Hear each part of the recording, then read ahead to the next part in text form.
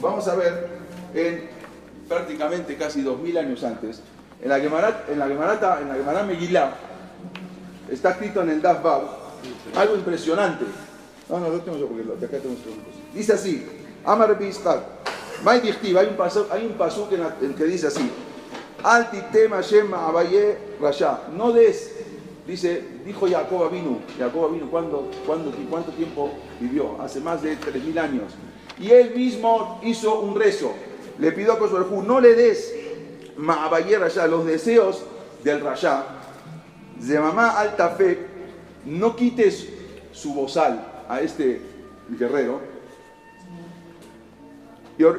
Al Tafek Yorum Usela, Amar Jacob, dijo Jacob Avinu, Lifra Kosh Baruj Hu, Ribono Shel Olam, al titen le a Esav a Rasha tahabat libo.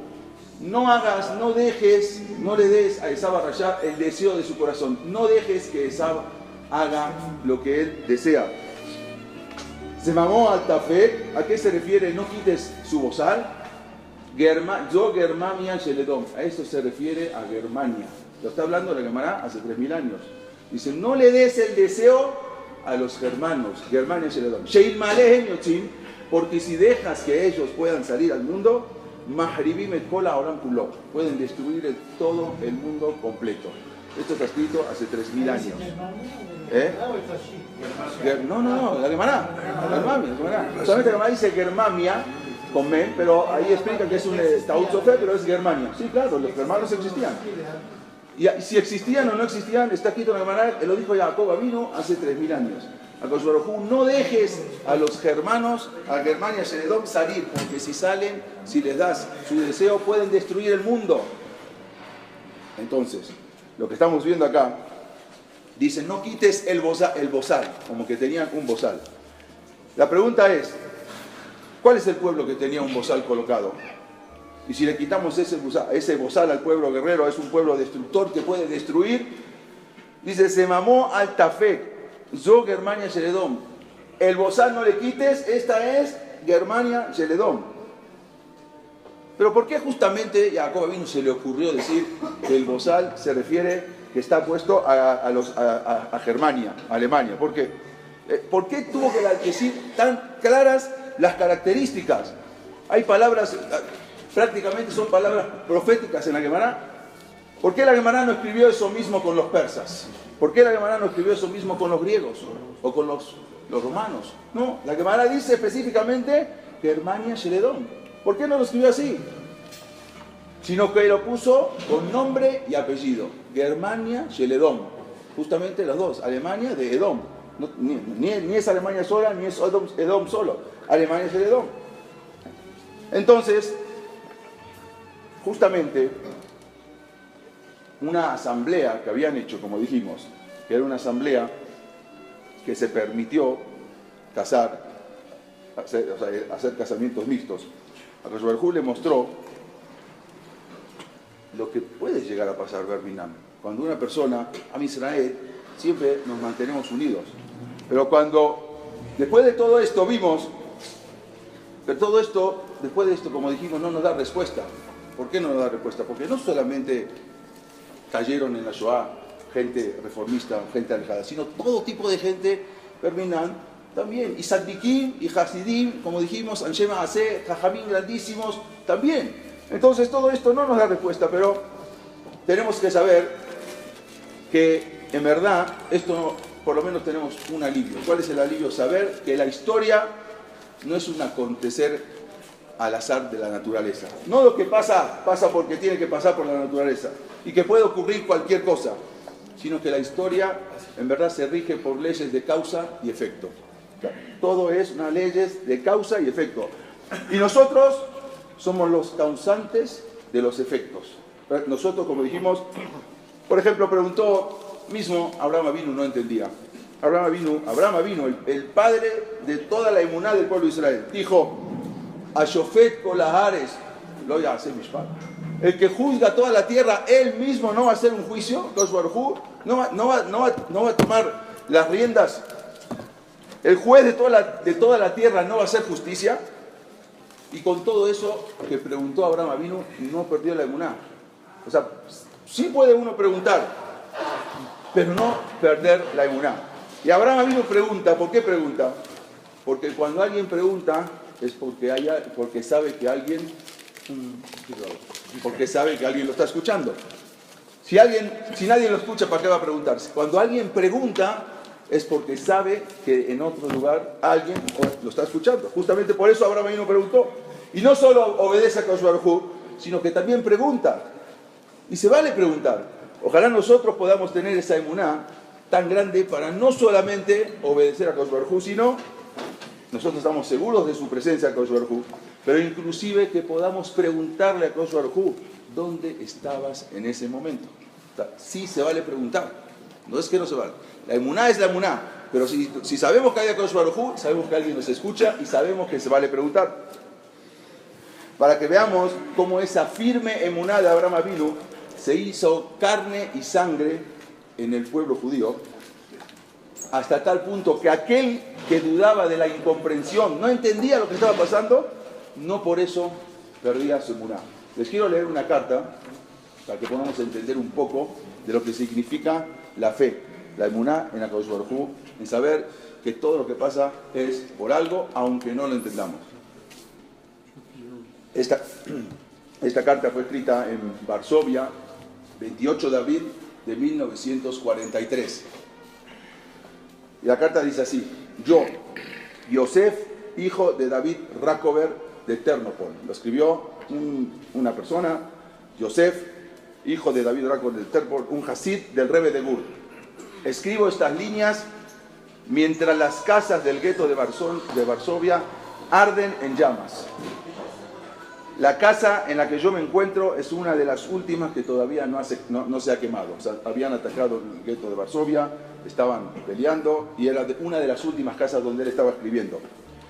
Durante varias horas se han escuchado detonaciones de artillería sobre nosotros y las paredes que nos rodean se desintegran bajo el fuego.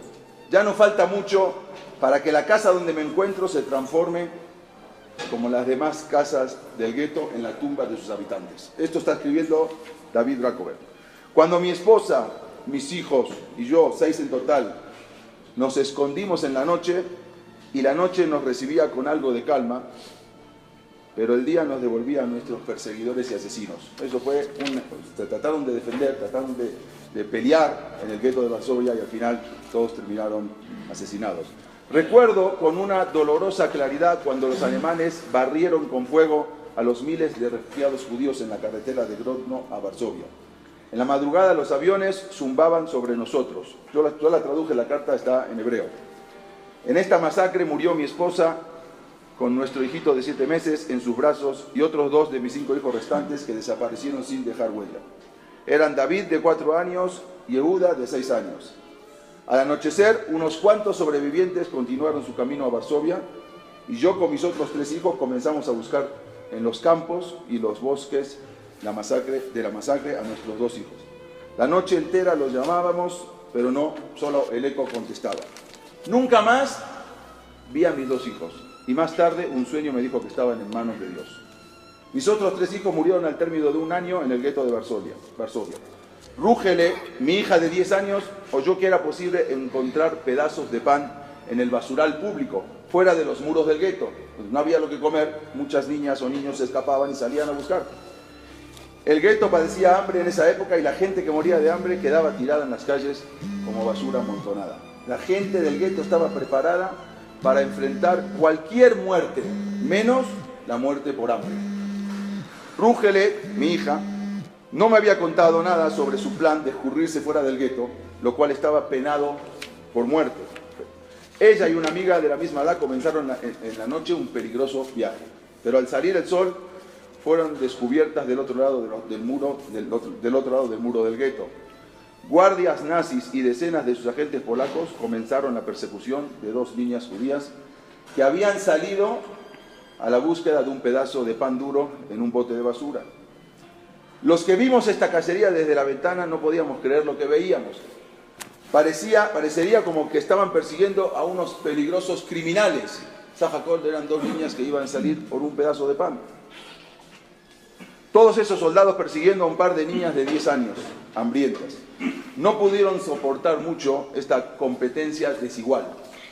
Una de ellas, mi hija, corriendo con todas sus fuerzas, cayó exhausta al suelo y los nazis le balearon la cabeza. La otra niña se escapó, pero después de 2 semanas falleció trastornada. El quinto de mis hijos, Jacob, de 13 años, murió de tuberculosis exactamente el día de su bar mitzvah. Mi última hija, Jaya, de 15 años, la mataron durante un Kinder Action, que era una matanza contra los niños. Una operación de asesinar a niños judíos que comenzó el alba del segundo día de Rosh Hashanah y acabó al amanecer. Ese día, antes de ponerse el sol, centenares de familias dijeron Kaddish por sus hijos. Y ahora ha llegado mi turno. Como yo puedo decir que vuelvo a la tierra desnudo como el día que nací. Tengo 43 años y mirando hacia el pasado puedo afirmar honestamente que he vivido digna y respetuosamente. Mi corazón está lleno de amor hacia Dios. Fui bendecido con éxitos, pero nunca me he enorgullecido de ellos. Mis posesiones fueron extensas y mi casa siempre estuvo abierta para los necesitados. Serví a Dios con entusiasmo y mi solo pedido era que Él me permitiera honrarlo con todo mi corazón, con toda mi alma y con todas mis fuerzas. No puedo decir que mis relaciones con Hashem permanecen inalterables después de todo lo que me ha sucedido, pero sí puedo decir con absoluta certeza que mi creencia en Él no ha cambiado para nada. Aún tengo 3 botellas de gasolina, son tan preciadas para mí como el vino para el borracho. Éramos 12 personas en esta habitación al comenzar la rebelión. Durante 9 días combatimos al enemigo. Mis 11 camaradas cayeron muriendo silenciosamente en la batalla, incluido el pequeño niño de 5 años de edad, que no sé ni cómo llegó hasta aquí, y que ahora está muerto a mi lado, con una sonrisa en su cara, como la de los niños que sueñan pacíficamente. Escribo estas líneas recostado en el suelo. Alrededor mío están muertos mis camaradas. Al menos que mi cara sea comida por las llamas, una sonrisa similar a la de ese niño podría quedar grabada en mi rostro después de mi muerte. Mientras tanto, aún vivo. Y antes de morir, quiero hablarle a mi Creador como un hombre viviente. Una simple persona viviente que tuvo la grande pero trágica suerte de ser judío. Estoy orgulloso de ser judío. No a pesar del trato que el mundo nos da, sino justamente debido a ese trato. Me avergonzaría pertenecer al pueblo que engendró y crió a los criminales responsables de los hechos que se han perpetrado contra nosotros.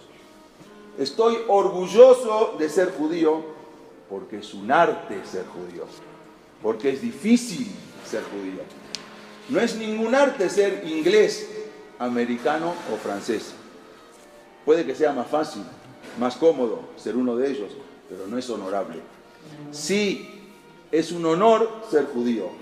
Soy feliz de pertenecer al pueblo más infeliz del mundo, cuyos preceptos representan lo más elevado y bello de la moralidad de las leyes.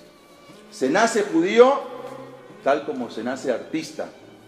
Es imposible renunciar a ser judío.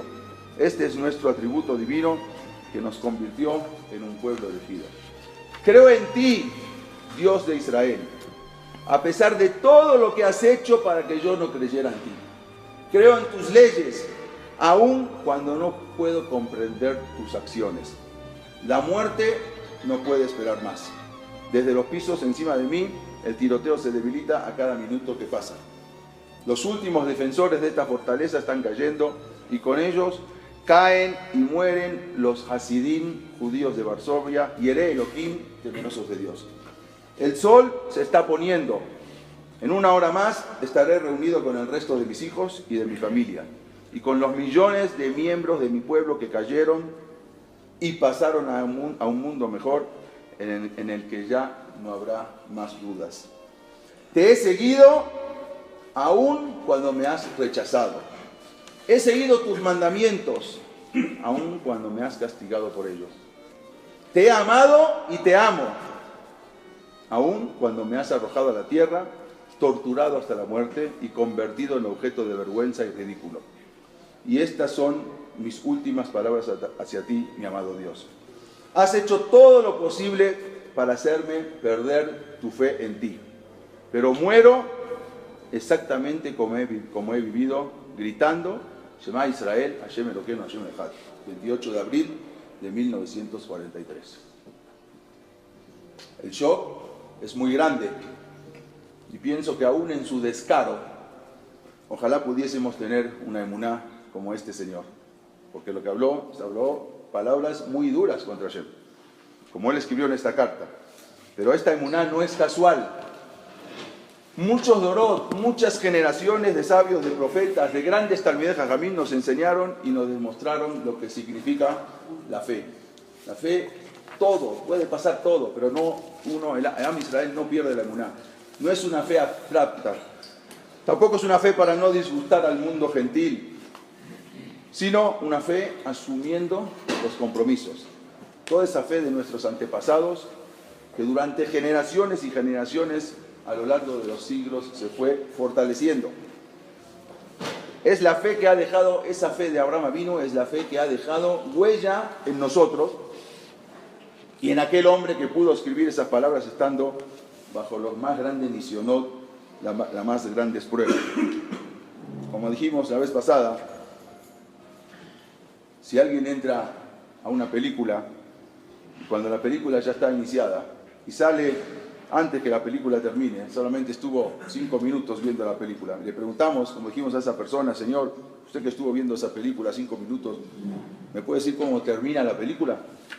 Yo cómo voy a saber cómo termina la película, si yo me salí, apenas entré, nada más duré 5 minutos y me salí. ¿Me puede decir quién fueron los protagonistas? Lo más probable es que el Señor no sepa, y si lo sabe, seguramente que va a estar mintiendo. Tan solo 5 minutos, ¿qué le puedo decir? Y si se anima a darnos una explicación, seguramente que está mintiendo. Nosotros no podemos entender que por nuestra capacidad no podemos comprender los argumentos de la historia.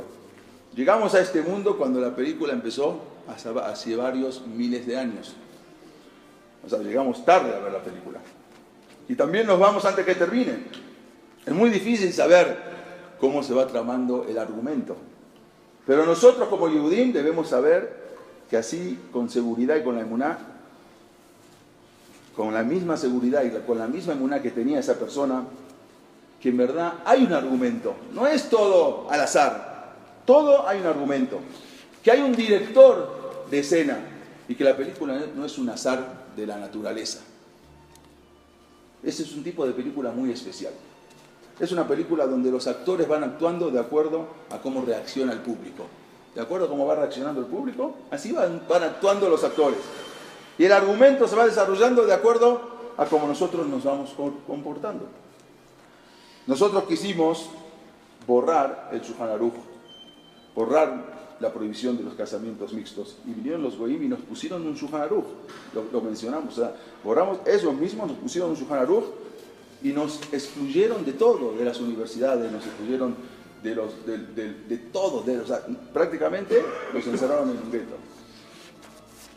Así describe uno de los asesinos nazis cuando tenían que perseguir a los judíos. Decía, fue una cacería como la humanidad jamás ha presenciado. Así describe un nazi.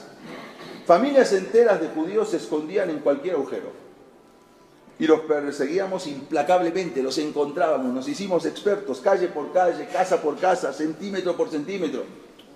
Nos hicimos expertos en el descubrimiento de los escondites. Cuando registrábamos una casa, golpeábamos las paredes y encontramos donde había huecos en las paredes, sabíamos que ahí estaban escondidos familias de judíos. Era una verdadera cacería lo que hacían, así contaba él.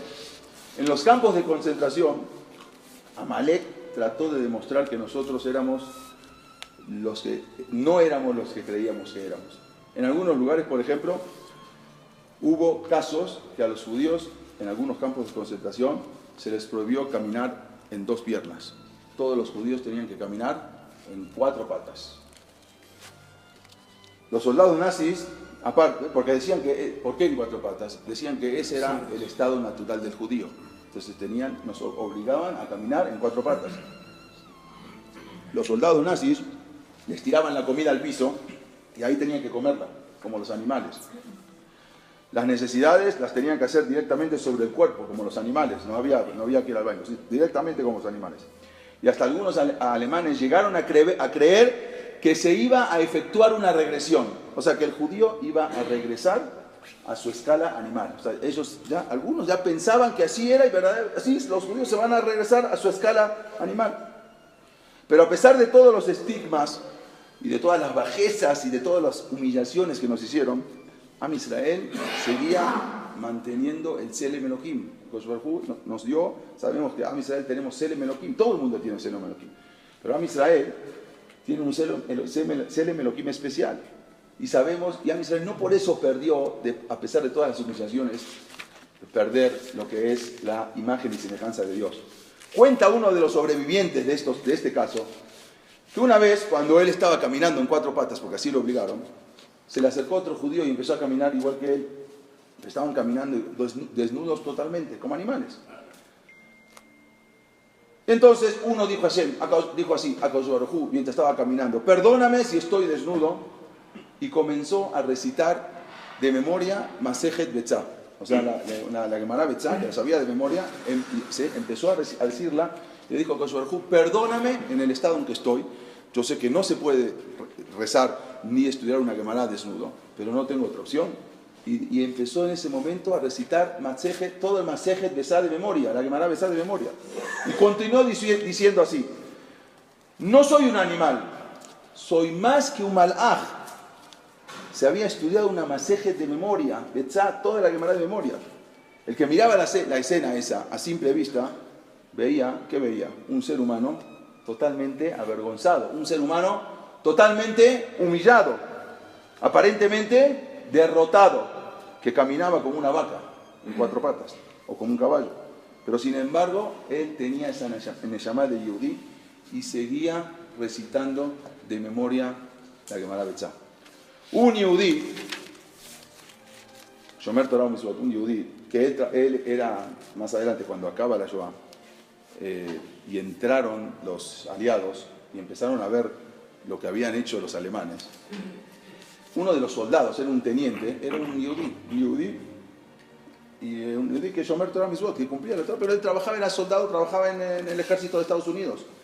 Se llamaba el teniente Birenbaum. Él escribió un libro. Él estuvo en las filas del ejército de Estados Unidos cuando los aliados ganaron la guerra y los alemanes escaparon y liberaron los campos de concentración. El teniente Birenbaum escribió y dijo así: ¿cuáles fueron sus experiencias cuando entró? Nunca voy a olvidar la cara de tormento de ese joven de 16 años. Entró y vio acostado en una cama a un joven de 16 años. Era mi primera experiencia en un campo de concentración. Apenas llegaban al campo de concentración. Apilados en la entrada de Osfrud estaban los cuerpos sin vida que dejaron los alemanes y se fugaron. Miles de cuerpos sin vida. Muchos de los cuerpos aún estaban calientes. La sangre aún fluía por los agujeros de las balas de las ametralladoras. Ellos antes de irse hicieron toda una cacería, ya sabían que estaban perdidos. Inmediatamente a los que estaban vivos los asesinaron y se escaparon. Todavía había algunos que su sangre todavía estaba caliente, como dicen. Comencé a buscar a algún judío que se había podido escapar de los detestables derrotados nazis, a alguien que había quedado con vida, y me encontré a 2 en la sala de enfermos de tifus. O sea, había 2 que no estaban afuera, sino estaban adentro, en la sala donde estaban los enfermos. Entré a la sala y los vi acostados en una tabla de madera. Uno de ellos era un judío polaco de unos 30, 35 años y un joven húngaro de 16 años. Los 2 eran los únicos que estaban en toda esa sala. Les di una frazada para que se puedan cubrir, apenas si se podían mover. No obstante, el hombre mayor todavía estaba en un poco mejor condición que el joven. Habían estado demasiado enfermos para obedecer la orden de dirigirse al patio. O sea, cuando les dieron la orden de que se dirijan al patio y ahí los asesinaron a todos, ellos no se podían ni levantar. Eso fue lo que los salvó. Ahí se habían salvado de la suerte que los otros habían corrido sus compañeros en el patio de la prisión. Su primer pedido fue un pedazo de pan. Apenas me vieron a mí, ya como un soldado americano, su primer pedido fue: dame un pedazo de pan.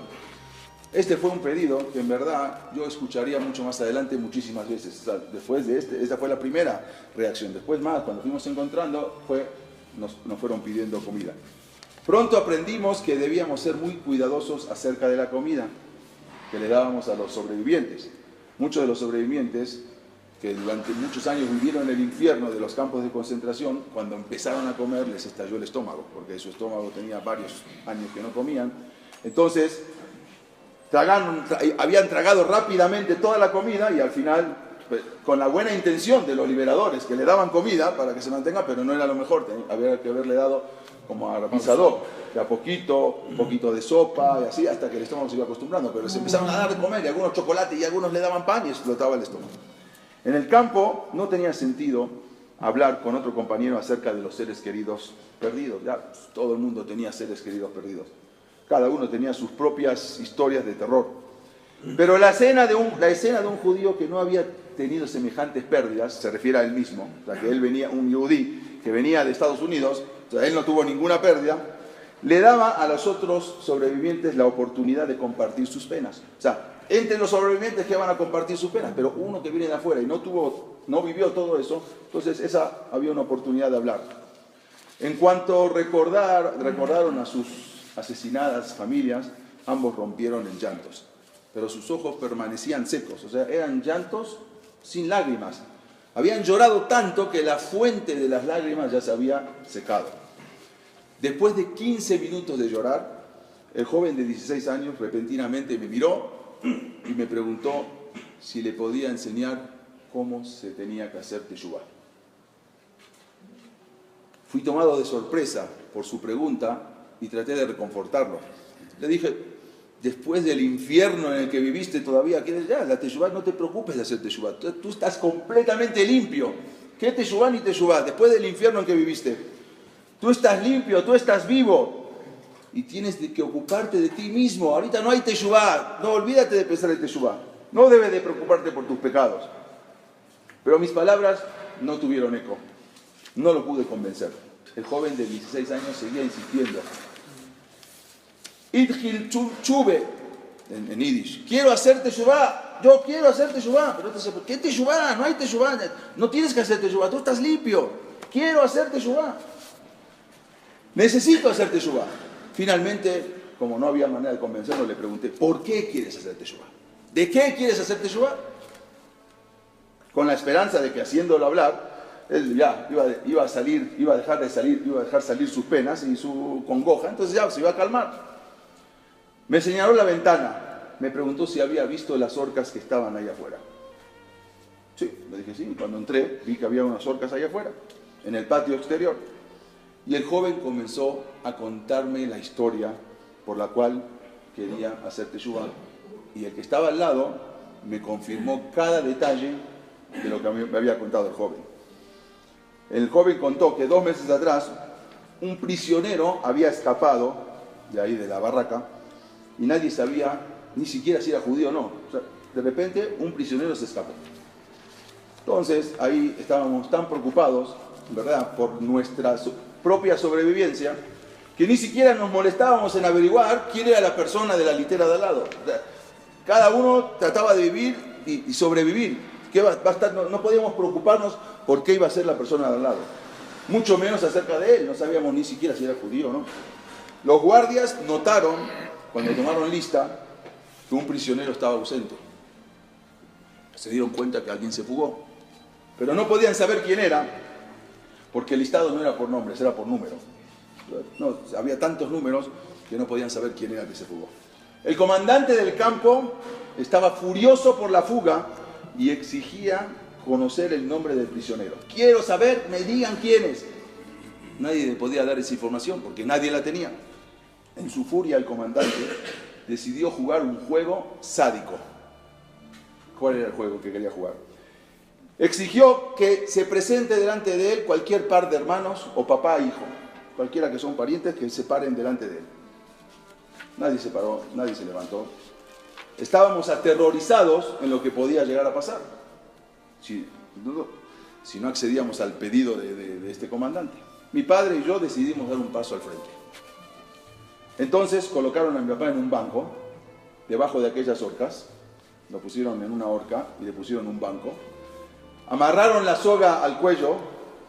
Una vez que ya tenía el padre la soga amarrada al cuello, el comandante cargó su arma, la colocó en mi cabeza y dijo, patea el banco. El papá estaba amarrado en el banco. Si patea el banco, automáticamente queda ahorcado. Dice, patea el banco. O me dices el nombre del prófugo, o pateas el banco. Entonces yo le dije a mi papá, papá, no te preocupes, tátele. No te preocupes, no voy a patear el banco. Mi papá respondió en ese momento, hijo mío, lo tienes que hacer. Él tiene un arma en tu cabeza y si no lo haces, luego va a patear el banco y aparte te va a matar a ti. Entonces lo tienes que hacer y tienes que patear el banco. Y al final vamos a estar los dos muertos. De esa manera, al menos, por lo menos, si pateas el banco, va a haber va a haber chance de que vaya un solo muerto, no es seguro. Pero tate, no lo voy a hacer, papá, no lo voy a hacer. No me he olvidado del Kibud Av Va'em, no lo voy a hacer. Entonces mi padre inmediatamente gritó, ¿tú hablas de Kibud Av Va'em? Te ordeno, Begezerat Kibud Av Va'em, que patees el banco. Por la que será mía de tu papá, tienes que patear el banco. Esta es una orden que te doy. No, tate, dice, no voy a patear el banco. Pero mi papá se puso más furioso, sabiendo que si no lo obedeció, que si yo no lo obedezco, iba a haber asesinado a su hijo frente a él. Entonces, el papá le dijo, tú hablas de Kibud Av Va'em, esta es la última orden que te da tu papá. Patea el banco. Yo estaba tan aterrorizado con todo muchacho y confuso que entre el alemán y escuchando los gritos de mi padre, que pateé el banco. Y así vi como el cuello de mi papá se quebró en la soga. Su historia había terminado. El joven me miraba. Según sus ojos seguían secos, aun cuando mis propias lágrimas caían. Ahora dígame por favor, ¿debo o no hacer teshuvá? Eso es lo que le estaba pidiendo. Aquí termina el relato, en verdad. Seguro que tiene que hacer teshuvá. Porque sabemos nosotros que está escrito Yarek Val Yabor. O sea, una de las cosas que uno tiene que hacer es, si a alguien obligan a matar a alguien, si uno se tiene que dejar matar. Y más al padre. Debemos, en verdad, morir antes de matar. No podemos, en verdad, salvar nuestra vida matando a otro yudí. Pero en verdad, volvemos a lo mismo.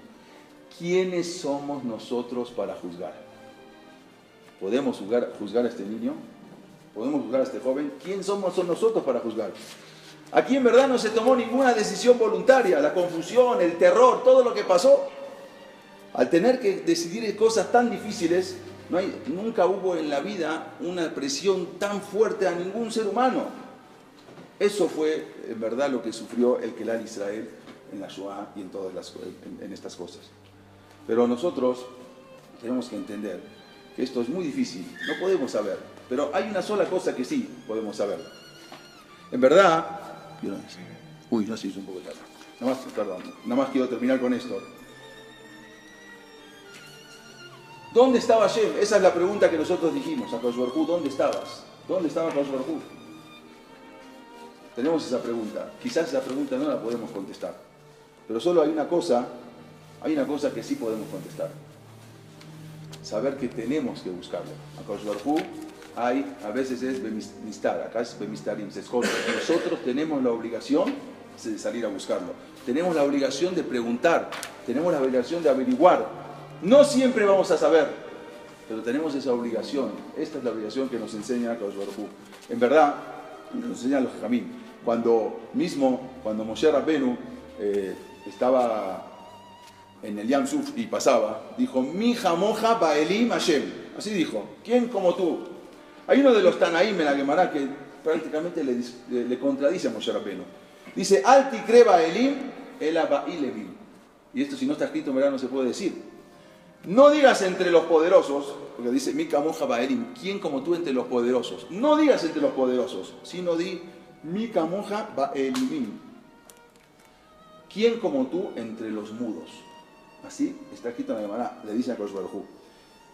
¿Quién como tú entre los mudos, Akadosh Baruj Hu? Que escuchaste las maldiciones de ese rayá, o sea, de Paró en ese momento, y te quedaste callado.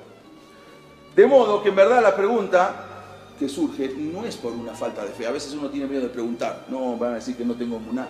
Nuestra pregunta no es una falta de fe. Nuestra pregunta la preguntaron los Tanaim. Nuestra pregunta la preguntó Moshe Rabbeinu.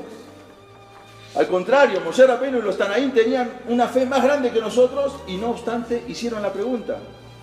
En verdad yo no vengo a dar una explicación. Nadie podría hacerlo. Ni nadie podría dar una respuesta simple, manchando la memoria de 6 millones de Yehudim. Nadie puede venir a dar una respuesta. Es Yehudim, que todos los Yehudim, está escrito que hasta el último Yehudim más alejado de todos se llama que murió al Kiddush Hashem. Así está escrito. Todos los Yehudim, una persona que fallece al Kiddush Hashem es la ma'alá más grande, la categoría más grande que existe. Aún el más alejado, aún el casado con una goy, si muere por ser Yehudim, se llama que hizo Kiddush Hashem y tiene Olam Haba directo. Es directamente una papá, se llama que se entregó al Kiddush Hashem. ¿Cómo podemos venir a nosotros a hablar de gente que nosotros no estamos en su categoría? Sería muy sencillo y hasta una mentira decir que nosotros, que todos los pecadores fallecieron. Eso es una profanación a las memorias, porque en verdad no es así. Porque aun cuando aquellos que murieron no eran solamente los que murieron reformistas, asimilados o comunistas, sino también murieron grandes Talmidei Jajamim, Anshe Maaseh, hombres de fe, Rabbanim, Admurim, también. Entonces nosotros no podemos venir a decir ahora, ¿qué pasó? No entendemos, son caminos de Akadosh Baruj Hu. Lo único que tenemos que tener es la fe, la emuná, como esta persona.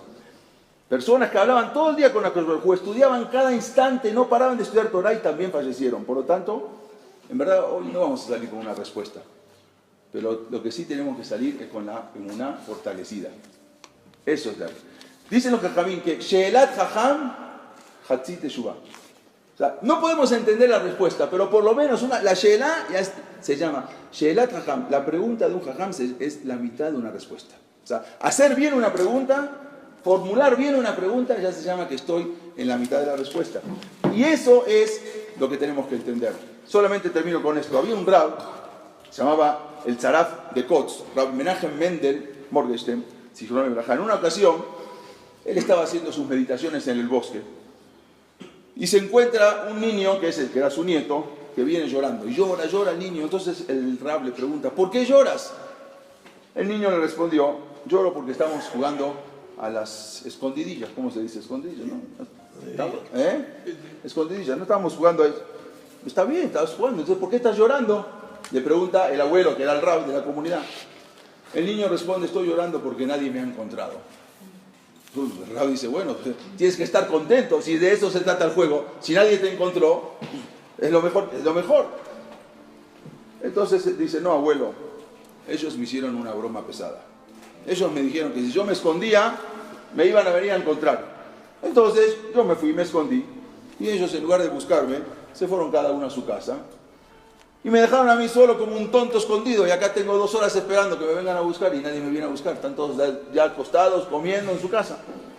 Al principio yo estaba feliz, estaba contento. ¡Qué bueno! Nadie me viene a encontrar. ¡Qué increíble! ¡Qué bien que me escondí!